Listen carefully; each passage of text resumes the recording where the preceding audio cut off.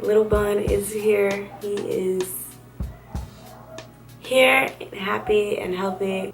Oh my God. Having a baby is just so real. Moments like this, a little farts when I'm filming. Let it all out, baby. Today is the day I'll be sharing my labor and delivery story with you guys. It's been way overdue. It's February, the first week of February right now, and he was born December 31st on New Year's Eve. Such a surprise, but I kind of had a feeling that baby was gonna come in December. Baby did arrive 4 weeks early. The last pregnancy update video that I filmed was my 36-week update, and at that time I said I believe I was 2 centimeters dilated and 80% effaced. At that moment I knew that just the way that I was feeling and just listening to my body and the instincts, just everything, I knew that he was coming soon. And lo and behold, baby came less than 72 hours after I had filmed that video. You guys are gonna hear his little farts. I'm not even gonna take it out. I had him on a Saturday, right?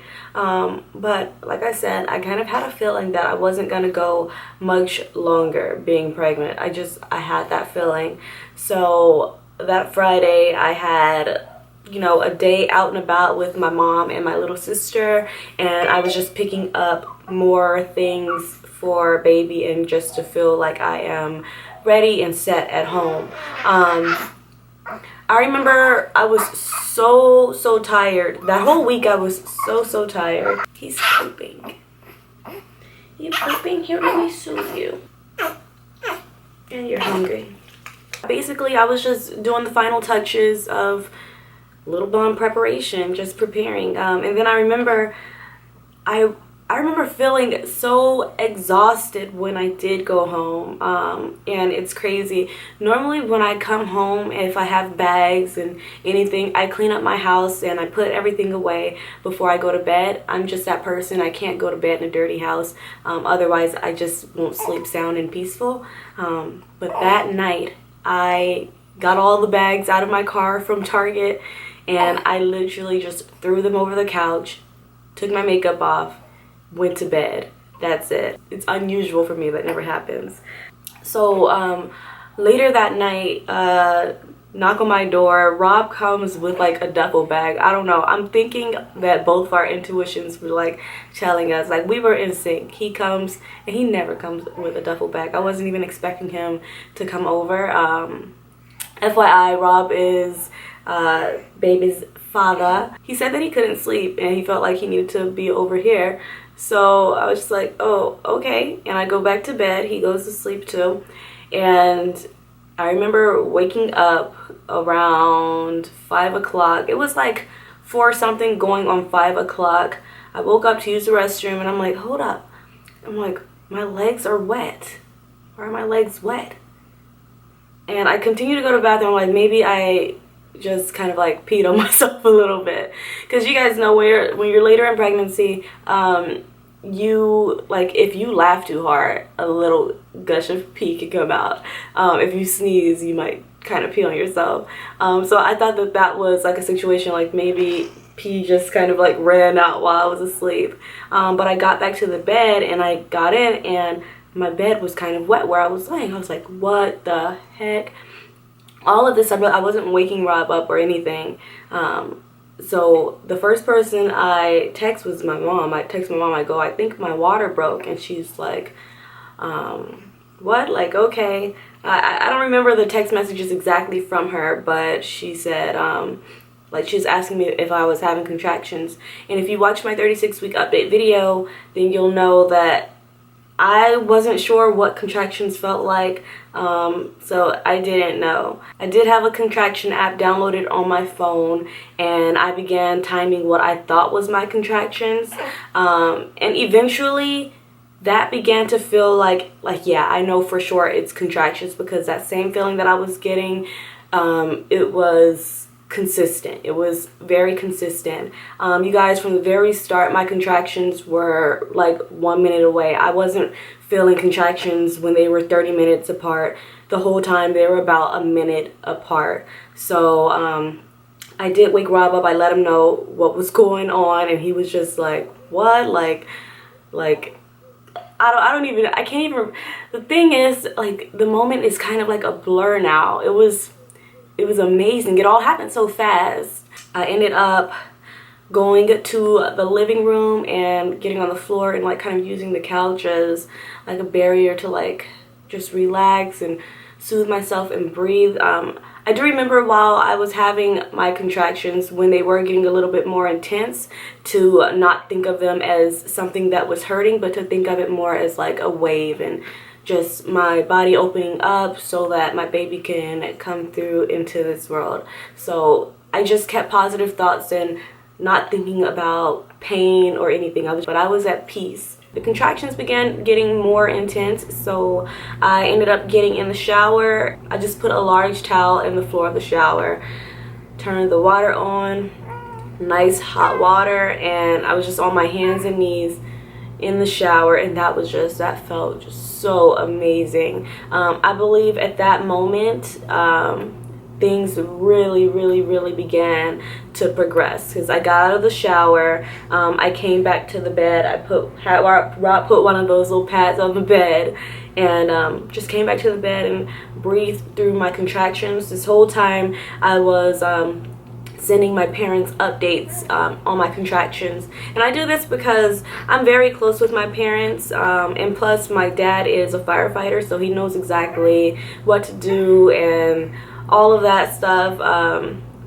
But the thing is, I made it a little bit difficult on them because like I said, I didn't really know what contractions was feeling like, so they weren't even sure if it was like the real deal or not. Even though like the water had broken, it didn't seem like for sure it was the real deal for them. I'm sure it didn't, but for me it was very real. I definitely felt things opening up for baby to make his debut. My mom was saying, like, as I was sending her the contraction stuff, like, I ended up giving Rob my phone so that he can do it, because it got to a point where I just couldn't even bear to like look at technology and even talk really. I ended up giving hand signals for most of my communication until I delivered him. My mom was saying, like, you know, you're gonna be in the hospital all day long if you go too soon. So in my head the whole time I was like, I don't want to go too soon. I don't want to be sitting in the hospital for hours and hours, and like I'm gonna labor at home for as long as possible. I ended up laying down here in my bed, and I remember lifting up and I said, Rob, go get me a bag. Go get me a trash bag because I'm about to throw up. And I said it so calm, and he was just like, all right. And he goes and grabs it. He comes back and brings it to me, and I throw up in it. Goodness. Rob was so grossed out because he hates throw up. He will throw up if he sees someone throwing up, but he didn't. So I threw up in the bag. I put it to the side, and while I was throwing up, it was that moment that kind of freaked Rob out.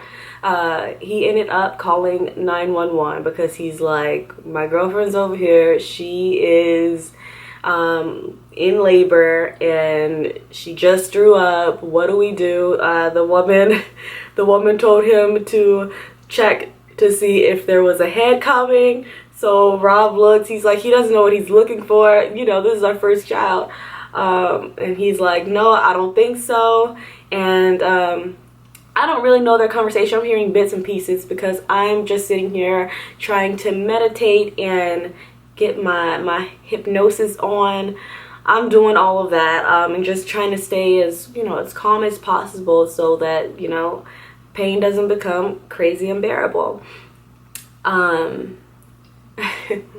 So I remember the woman on the phone, Rob told me that she said to keep my legs closed tight, and like seconds after that I felt the urge to push, and I said, I'm pushing, and I was just really listening to my body.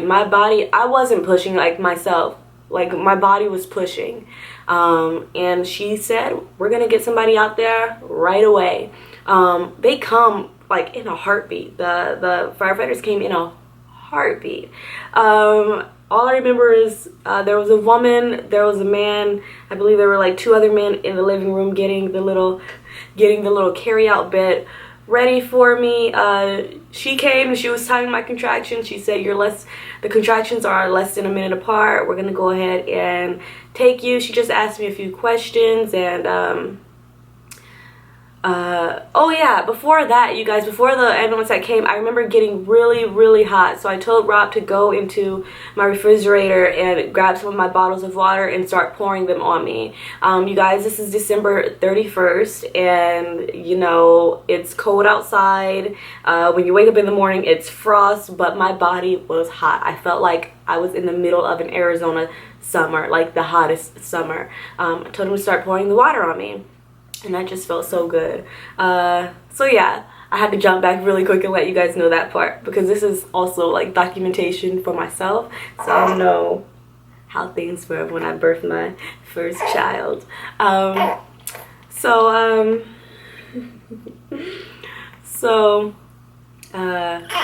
remember getting carried out. I was wearing like a tank top, and I had my cheetah print robe over that, and I remember the firefighter tried to put a blanket over me, and I was like, it's hot, and I threw the blanket off. So I'm out on the, what do you call it, it's a gurney, right? I'm out getting rolled out to the ambulance on this gurney with no blanket, kind of wet from having water poured on me. It's crazy because I didn't know that I was going to have to be taken to the hospital in an emergency vehicle. I was not trying to be dramatic at all, but that was Rob's little panic. But no, I'm grateful for him, because I definitely would have had the baby here if we hadn't left that moment.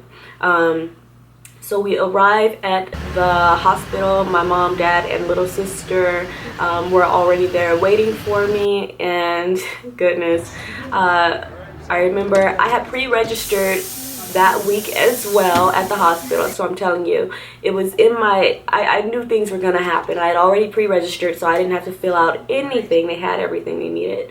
And I was about to get checked. She was going to check to see how far I was, and she couldn't get her hand in there because she said his head is already coming out. I got taken back, and I had him like within 10 minutes. Crazy. So I did it all natural. I labored at home just how I wanted to. I didn't know it was gonna go just like that, but I kept in my mind hypnobirthing.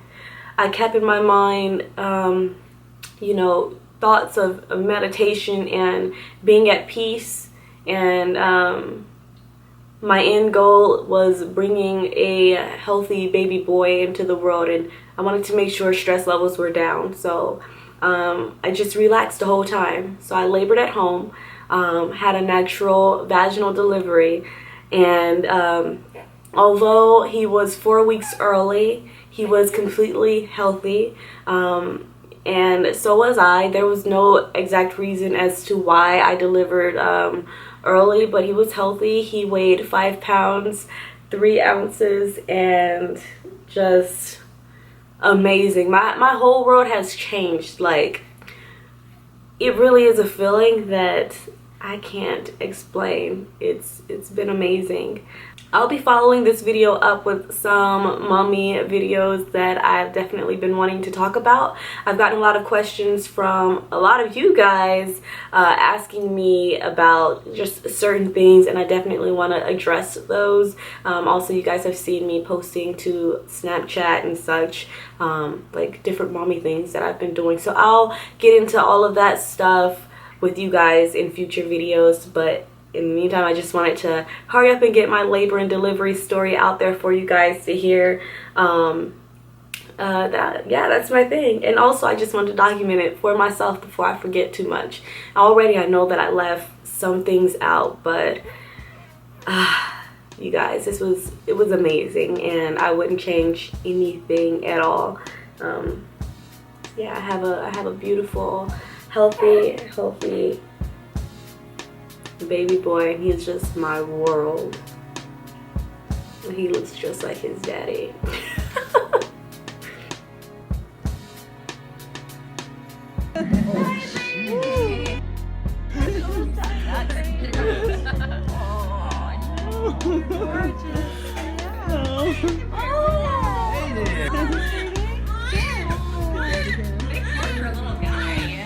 It's like too hard to even know. Oh, look at him there.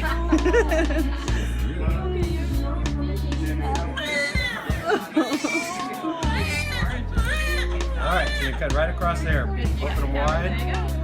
Might be a little bit of blood spray because I can't get it. Fingers not in the way, right? Nope, you're good. Good job. Beautiful. Oh my God. Hey there, little one.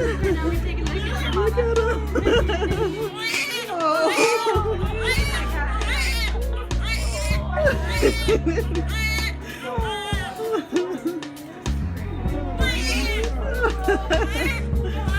Oh my God.